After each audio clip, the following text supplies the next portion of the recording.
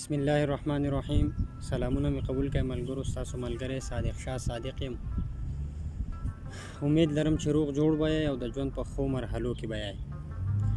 یو ځل بیا ستاسو په خدمت کې حاضر یم.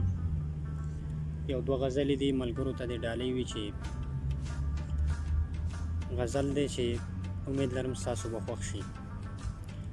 غزل دی چې خوش منظر یمه خور اور پروت یم، خوش منظر یم خور اور پروت یم، زی په زی سپین زی په زی تور پروت یم.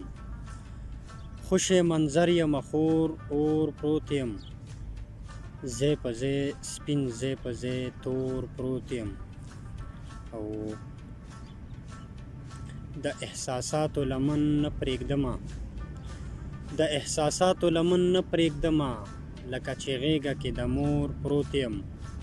او خدایه ما کوڼ کې او بیا ړوند مې هم کې، خدایه ما کوڼ کې او بیا ړوند مې هم کې، چې مخامخ نه وینم شور پروت یم. او نن مې کافره ښکلا بیا یادیږي، نن مې کافره ښکلا بیا یادیږي، بس په هغې کومه غور پروت یم. او زه نن سبا داسې حالت کې یمه، زه نن سبا داسې حالت کې یمه، لکه چې سوځمه په اور پروت یم. او میکدې ډېرې دي او خپې مې دوه دي، میکدې ډېرې دي او خپې مې دوه دي، ځکه نیم نیم یم لور په لور پروت یم. او په یو تصویر مې سترګې نه مړېږي، په یو تصویر مې سترګې نه مړېږي، په یو تصویر باندې نسکور پروت یم.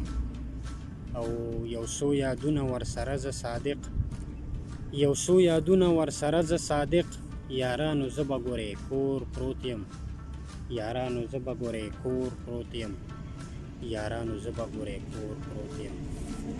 بل غزل دی چې زه په هر حال کې خندا کوم کمال دی، دا قصه درته نن بیا کوم کمال دی.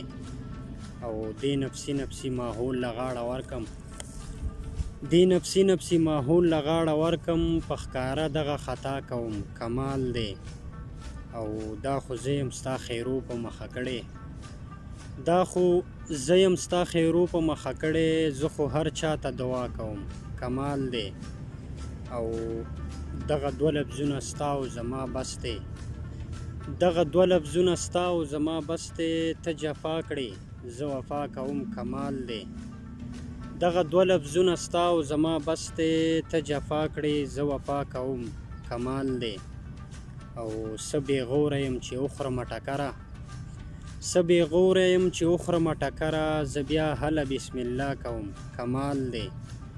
څه بېغوره یم چې وخورمه ټکره، زه بیا هله بسم الله کوم کمال دی. او نن به یو سبا به نه یو حقیقت دی، نن به یو سبا به نه یو حقیقت دی، خفه نه شئ صرف وینا کوم کمال دی.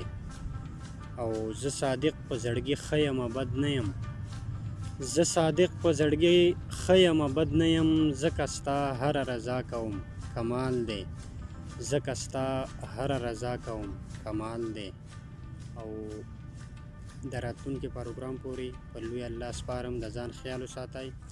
د الله په